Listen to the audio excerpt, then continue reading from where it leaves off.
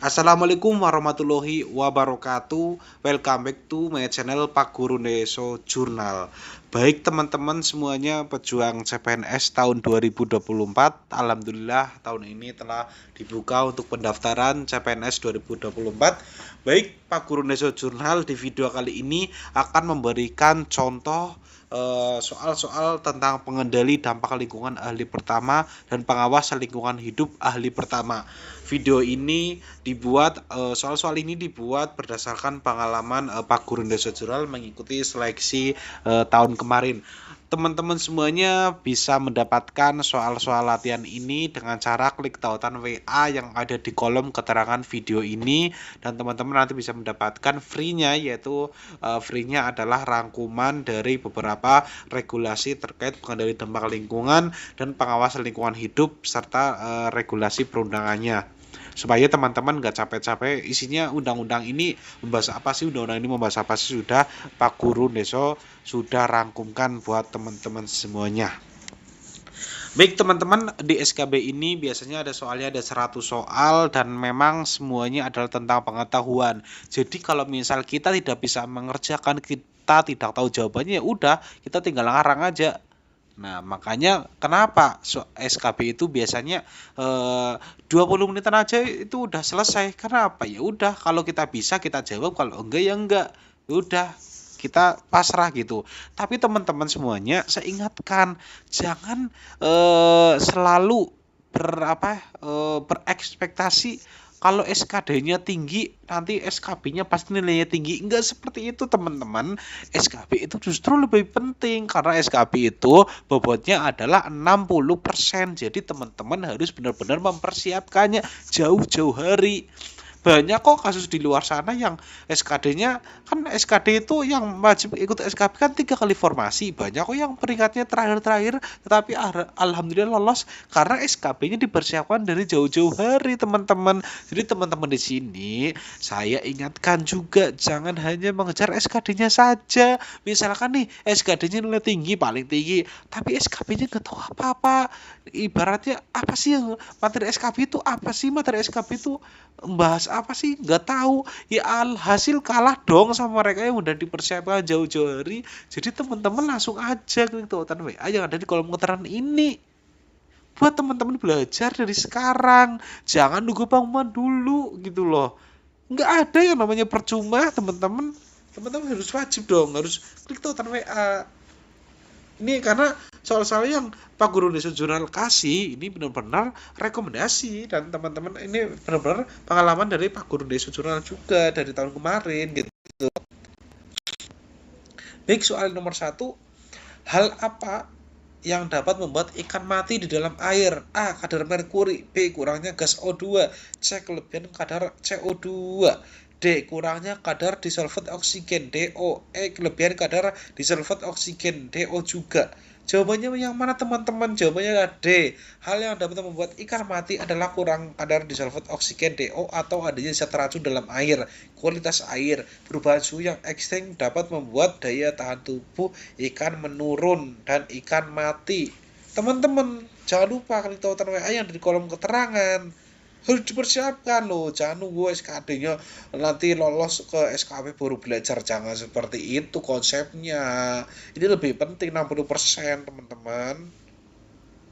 Nomor 2 nih, salah satu efek negatif pertambangan atau batu bara pada lingkungan adalah, teman-teman, saya itu dulu nggak expect bahwa soal-soal batu bara itu keluar ya teman-teman. Kalau lihat di kisi-kisinya teman-teman bisa baca sendiri. Silakan teman-teman cari di permen RB. Ada nggak batu bara, tapi itu termasuk ke dalam lingkungan, termasuk dalam pengawasan dan pengendalian lingkungan. Juga ada soal-soal tentang batu bara, teman-teman harus belajar gitu loh. Salah satu efek negatif pertambangan batu bara pada lingkungan adalah A. Mempengaruhi perairan di permukaan atau bawah tanah. B. Memperkaya habitat alami. C. Pusat mata pencarian SDM sekitar tambang batu bara. D. Menghapus keanekaragaman tumbuhan dan hewan yang kehilangan habitat serta transfer racun di rantai makanan. E. Eksploitasi lingkungan. Jawabannya yang mana? Jawabannya adalah A. Salah satu efek negatif pertambangan batu bara pada lingkungan yaitu mempengaruhi perairan di permukaan atau bawah tanah. Aktivitas pertambangan yang menghasilkan banyak bahan kimia bisa meracuni perairan. Penggunaan bahan peledak serta aktivitas lain dalam proses pertambangan juga bisa menyebabkan erosi, menghapus keanekaragaman tumbuhan dan hewan yang kehilangan habitat serta transfer racun di rantai makanan. Energy Information Administration Amerika Serikat menjelaskan bahwa fly ash, limbah debu batu bara dari pertambangan dulu dilepaskan ke udara melalui pembakaran, namun hal ini sudah dilarang oleh undang-undang. Emisi fly ash itu wajib ditangkap oleh perangkat pengendalian polusi, begitu pula dengan limbah bottom ash. Teman-teman harus belajar, jangan malas, dari sekarang harus belajar, benar-benar pengen dapat materinya free, rangkuman regulasinya, klik tautan WA-nya, beli teman-teman, buat belajar, jangan malas-malasan nunggu besok pengumuman. Ini 60% SKB. SKD kalau Pak Guru ya ini mungkin prinsipnya orang berbeda-beda ya. Kalau menurut Pak Guru yang penting kita punya target masuk 3 kali formasi. Itu makanya penting. SKB jangan sampai lupa. Nomor 5, merkuri atau raksa dalam bahasa Latinnya Hydrargyrum atau air. Cairan perak merupakan salah satu unsur kimia yang pada tabel periodik mempunyai simbol mana ini teman-teman, coba. Merkuri apa? A HCN, B O2, CPH, D Ag, E Hg. Jawabnya adalah E. Merkuri itu Hg teman-teman. Merkuri atau raksa dalam bahasa Latinnya Hydrargyrum, air atau cairan perak merupakan salah satu unsur kimia yang pada tabel periodik mempunyai simbol Hg dan nomor atom 80. Unsur golongan logam transisi ini merupakan logam yang ada secara alami, satu-satunya logam yang pada suhu kamar berwujud cair. Soal nomor 6 ini teman-teman, di bawah ini merupakan senyawa asam sianida di bawah ini merupakan senyawa asam sianida teman-teman. Ini juga penting. Mana? A HCN, B O2, CPH, D Ag, E Hg. Jawabnya adalah A. Asam sianida HCN adalah senyawa berbentuk cairan yang mudah menguap, biasa digunakan dalam pembuatan asetonitril yang kemudian digunakan untuk produksi serat, akrilik, karet, sintetis, dan plastik. Kemudian nomor 7, air sungai di sepanjang desa Pintu Bosi, Kecamatan Lagu Boti, dan Desa Gaseribu, Kabupaten Toba, Samosir, Sumatera Utara berkualitas buruk bahkan beracun. Pencemaran ini diduga dampak pengolahan limbah pabrik tepung tapioka PT Huta HN. Ikan-ikan di sungai itu mati. Dari pemeriksaan laboratorium diketahui dalam cairan sampel air sungai itu ditemukan senyawa kimia karbon, hidrogen, dan oksigen cukup tinggi, bahkan mengandung titik-titik yang bersifat racun dengan kadar 51-97 mg per kilogram. Jawabannya A. Asam sulfat, B. Asam sianida, B. Merkuri, C. Akrilik, E. Karbon monoksida. Jawabannya adalah B. Faktanya dari pemeriksaan laboratorium diketahui dalam cairan sampel air sungai itu ditemukan senyawa kimia karbon, hidrogen, dan oksigen cukup tinggi, bahkan mengandung asam sianida HCN yang bersifat racun dengan kadar 51-97 mg per kilogram. Teman-teman jangan lupa klik tautan WA yang ada di kolom keterangan video ini untuk mendapatkan teman-teman latihannya. Jangan nunggu pengumuman dulu baru teman-teman mempersiapkan materinya. Ini 60%, jangan main-main gitu loh.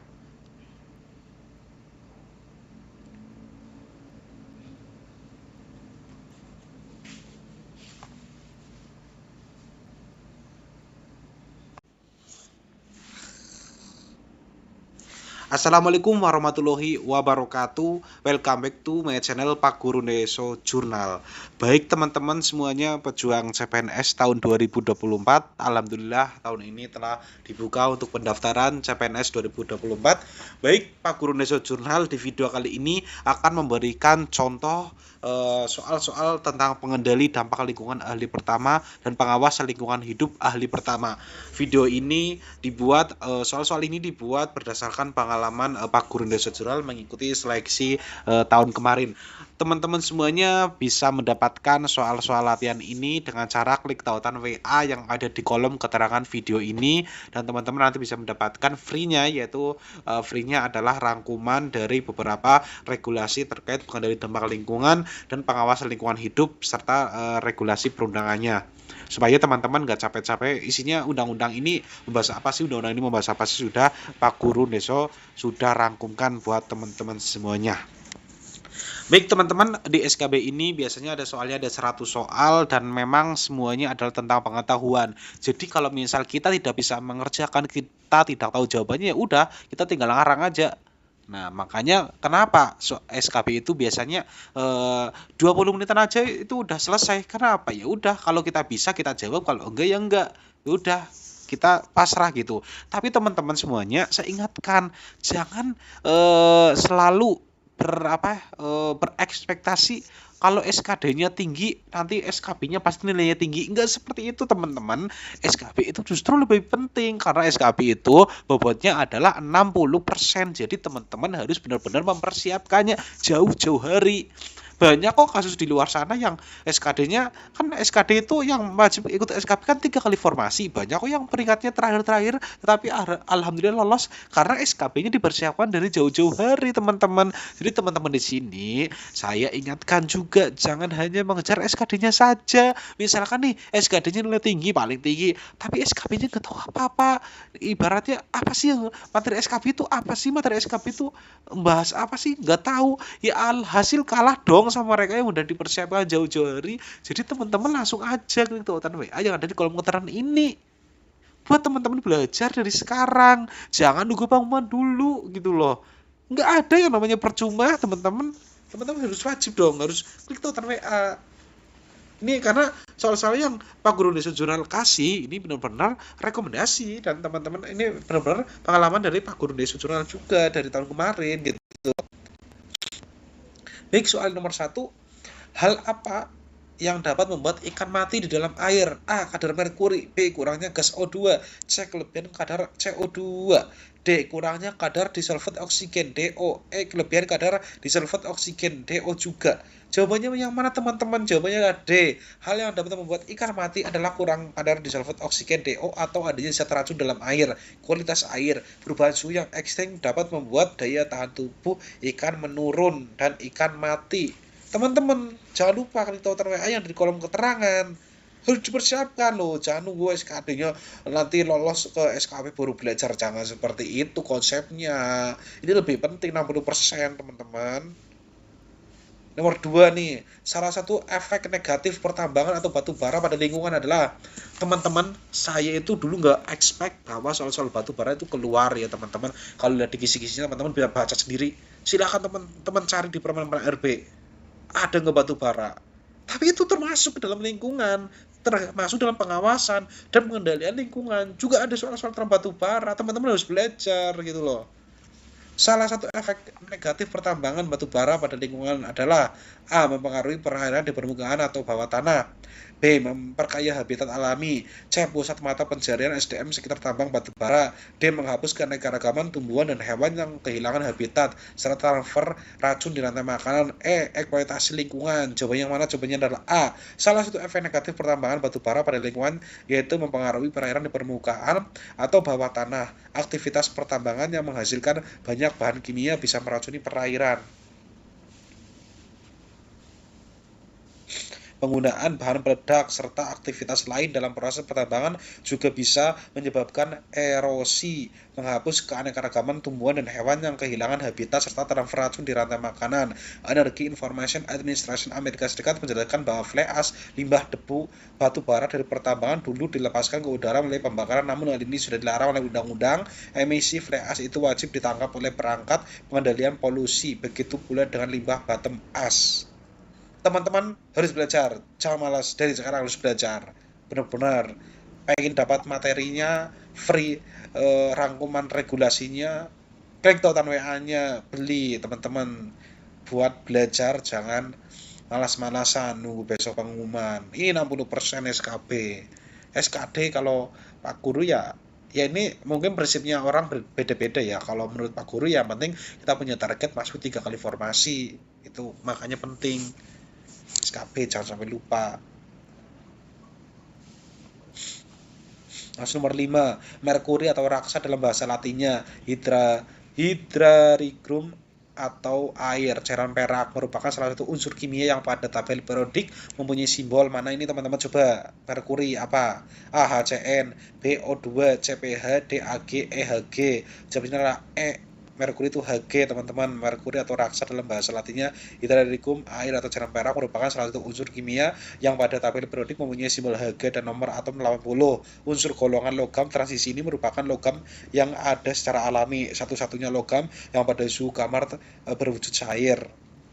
Soal nomor 6 ini teman-teman, di bawah ini merupakan senyawa asam sianida di bawah ini merupakan senyawa asam sianida teman-teman. Ini juga penting. Mana? A, HCN, B, O2, CPH, DAG, EHG. Jawabannya adalah A. Asam sianida HCN adalah senyawa berbentuk cairan yang mudah menguap, biasa digunakan dalam pembuatan asetonitril yang kemudian digunakan untuk produksi serat, akrilik, karet, sintetis, dan plastik. Kemudian nomor 7, air sungai di sepanjang desa Pintubosi, Kecamatan Laguboti, dan Desa Gaseribu, Kabupaten Toba, Samosir, Sumatera Utara berkualitas buruk bahkan beracun. Pencemaran ini diduga dampak pengolahan limbah pabrik tepung tapioka PT Huta HN. Ikan-ikan di sungai itu mati. Dari pemeriksaan laboratorium diketahui dalam cairan sampel air sungai itu ditemukan senyawa kimia karbon, hidrogen, dan oksigen cukup tinggi, bahkan mengandung titik-titik yang bersifat racun dengan kadar 51-97 mg per kilogram. Jawabannya A. Asam sulfat, B. Asam sianida, B. Merkuri, C. Akrilik, E. Karbon monoksida. Jawabannya adalah B. Faktanya dari pemeriksaan laboratorium diketahui dalam cairan sampel air sungai itu ditemukan senyawa kimia karbon, hidrogen, dan oksigen cukup tinggi, bahkan mengandung asam sianida HCN yang bersifat racun dengan kadar 51-97 mg per kilogram. Teman-teman jangan lupa klik tautan WA yang ada di kolom keterangan video ini untuk mendapatkan teman-teman latihannya. Jangan nunggu pengumuman dulu baru teman-teman mempersiapkan materinya, ini 60%, jangan main-main gitu loh.